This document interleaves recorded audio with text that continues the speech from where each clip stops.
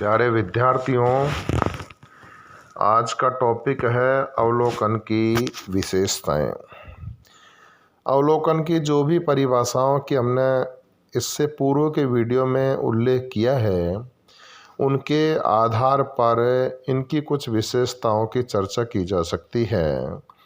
वैसे देखा जाए तो अवलोकन सामाजिक अनुसंधान का सबसे महत्वपूर्ण पार्ट है। अवलोकन में जो भी अनुसंधान करता अपनी कानों की अपेक्षा आँखों का बड़ा महत्वपूर्ण योगदान है, क्योंकि अवलोकन में व्यक्ति देखता है और देखकर जिन चीज़ों का अनुभव करता है वो आंकड़ों का कलेक्शन करता है। इसलिए इसमें कानों की अपेक्षा आँखों का सबसे महत्वपूर्ण रोल होता है। अब इसकी कुछ विशेषताएं हैं जो इस प्रकार से हैं। पहली है मानव इंद्रियों का प्रयोग। अवलोकन विधि में मानव इंद्रियों का पूर्ण एवं व्यवस्थित प्रयोग किया जाता है। इसमें अवलोकनकर्ता अपने कान एवं वाणी का प्रयोग भी करता है। इसमें किंतु नेत्रों का प्रयोग ही इसमें विशेष रूप से किया जाता है। वह नेत्रों द्वारा घटनाओं का निरीक्षण करता है और उन्हें संकलित हेतु नोट कर लेता है। नंबर 2, प्राथमिक सामग्री का संकलन। इस विधि में अवलोकनकर्ता स्वयं घटना स्थल पर उपस्थित होकर घटनाओं के बारे में प्राथमिक स्तर की सूचनाएं एकत्रित करता है, अतः वे अधिक विश्वसनीय होती हैं। तो कहने का तात्पर्य है कि अगर प्राथमिक सामग्री का संकलन भी अवलोकन के द्वारा किया जाता है, क्योंकि अनुसंधानकर्ता स्वयं घटना स्थल पर फील्ड में रहता है और घटनाओं को देखता है और आंकड़ों का कलेक्शन करता है। इसके बाद सूक्ष्म एवं गहन एवं उद्देश्यपूर्ण अध्ययन। अवलोकन विधि में अवलोकनकर्ता स्वयं घटना स्थल पर उपस्थित होता है, अतः वह घटनाओं का गहन एवं सूक्ष्म अध्ययन कर सकता है और केवल उन्हीं तथ्यों का संकलन करता है जिनका संबंध उसके अध्ययन से है।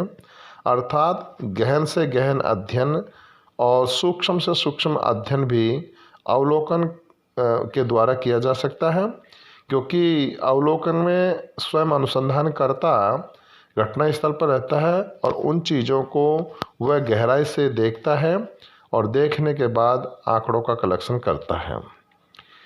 इसके बाद 4 नंबर का है कार्यकारण संबंध का पता लगाना। सामान्य अवलोकन एवं वैज्ञानिक अवलोकन में यह मूल अंतर है कि सामान्य अवलोकन में अवलोकनकर्ता केवल घटनाओं को देखता है, जबकि वैज्ञानिक अवलोकन में वह घटनाओं को देखकर उनके कारणों और परिणामों की भी खोज करता है, जिनके आधार पर सिद्धांत निर्माण की ओर आगे बढ़ा जाता है तथा वास्तविकता का पता लगाया जाता है। अर्थात कौन सी घटना के पीछे क्या कारण है, उन कारणों को ढूंढ निकालने का काम भी अवलोकन में किया जाता है।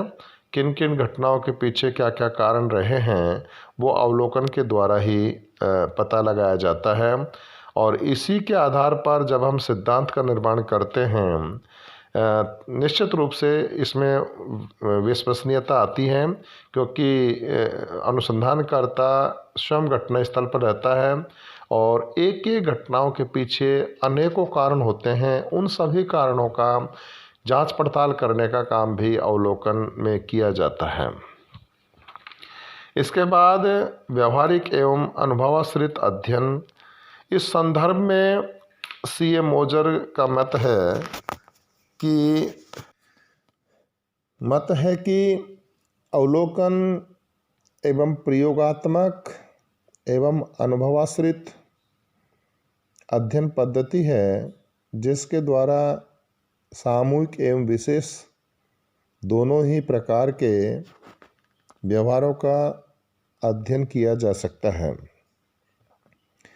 अवलोकन द्वारा किया जाने वाला अध्ययन काल्पनिक न होकर व्यावहारिक या अनुभवों पर आश्रित होता है।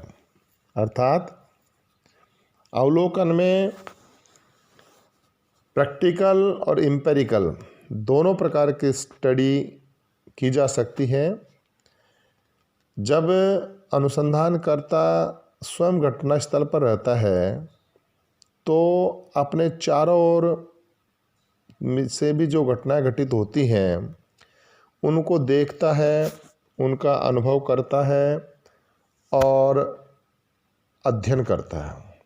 तो निश्चित रूप से अवलोकन द्वारा किए जाने वाला अध्ययन काल्पनिक नहीं है, ये व्यावहारिक है, ये अनुभवों पर आश्रित होता है, क्योंकि इसमें अनुसंधानकर्ता कोई कल्पनात्मक शक्ति का प्रयोग नहीं करता। वह तो अनुभव एम्पिरिकल स्टडी करता है, अनुभवों के आधार पर देखता है, तब जाकर अध्ययन किया जाता है अवलोकन के अंतर्गत। इसके बाद निष्पक्षता। अवलोकन में अध्ययनकर्ता स्वयं अपनी आँखों से घटनाओं को देखता है और उनकी भली भांति जांच करता है कि घटना किस प्रकार से घटित हुई, घटना के पीछे क्या कारण है, सभी को देखता है, उन्हें वैज्ञानिक कसौटी पर कसता है।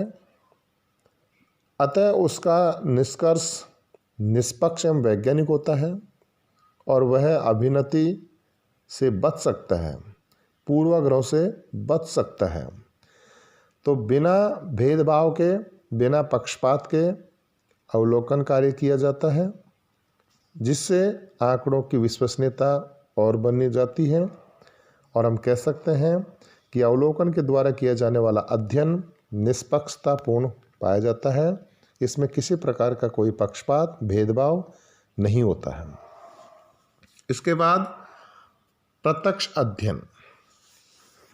अवलोकन विधि में अध्ययनकर्ता घटनाओं को प्रत्यक्ष रूप से देखता है, उनसे संबंधित लोगों से संपर्क करता है तथा तथ्यों का संकलन करता है। इस प्रकार अवलोकन में अध्ययनकर्ता स्वयं घटना स्थल पर रहने के कारण वो घटनाओं को प्रत्यक्ष रूप से देखता है, डायरेक्ट स्टडी करता है। उसमें किसी प्रकार का कोई मीडिएटर नहीं होता, वो तो घटनाओं को देखता है और उनका अध्ययन करता है। इसलिए डायरेक्ट अध्ययन की भी सुविधा अवलोकन में पाई जाती है। इसके बाद सामूहिक व्यवहार का अध्ययन। जिस प्रकार से व्यक्तिगत व्यवहार का अध्ययन करने के लिए व्यक्तिगत अध्ययन पद्धति, केस स्टडी मेथड को श्रेष्ठ माना गया है, उसी प्रकार से सामूहिक व्यवहार का अध्ययन करने के लिए अवलोकन विधि को उत्तम माना गया है। अर्थात सामूहिक व्यवहार का अध्ययन भी अवलोकन में किया जाता है। जैसे कोई विवाह समारोह हो रहा है, उसमें कौन कौन से रीति रिवाज अपनाई जाती है, विवाह में कौन कौन सी परंपराएं होती हैं, अगर उनका अध्ययन करना है तो निश्चित रूप से अवलोकनकर्ता उनको देखता है कि समूह में कौन कौन से व्यवहार होते हैं, कौन कौन सी घटनाएं होती हैं, उनको देखता है और उनका अध्ययन करता है। इस प्रकार सामूहिक व्यवहार का अध्ययन भी अवलोकन में किया जाता है। इसके बाद विचार पूर्वक किया जाने वाला अध्ययन। श्री जहोदा का मत है कि अवलोकन एक ऐसी विधि है जिसमें अवलोकनकर्ता स्वयं घटनाओं का विचार पूर्वक अध्ययन कर तथ्यों का संकलन करता है। वह दूसरों की कही हुई सुनी हुई बातों का पर निर्भर नहीं करता, वो तो स्वयं देखता है कि घटना क्यों घटित हुई। क्योंकि अवलोकन में कहते हैं कि कानों से सुनी हुई बात गलत हो सकती है, लेकिन आँखों से देखी हुई बात गलत नहीं हो सकती। इसलिए अनुसंधान में जब अवलोकन विधि का प्रयोग किया जाता है तो विचार पूर्वक अध्ययन इसमें किया जाता है, क्योंकि कोई व्यक्ति ये कहता है कि यहाँ पर इस प्रकार का व्यवहार होता है, लेकिन उसको नहीं माना जाता, अवलोकन विधि में उसको नहीं स्वीकार किया जाता है। वह देखा जाता है कि वास्तव में ये सही है गलत है। धन्यवाद छात्रों। जय हिंद, जय भारत।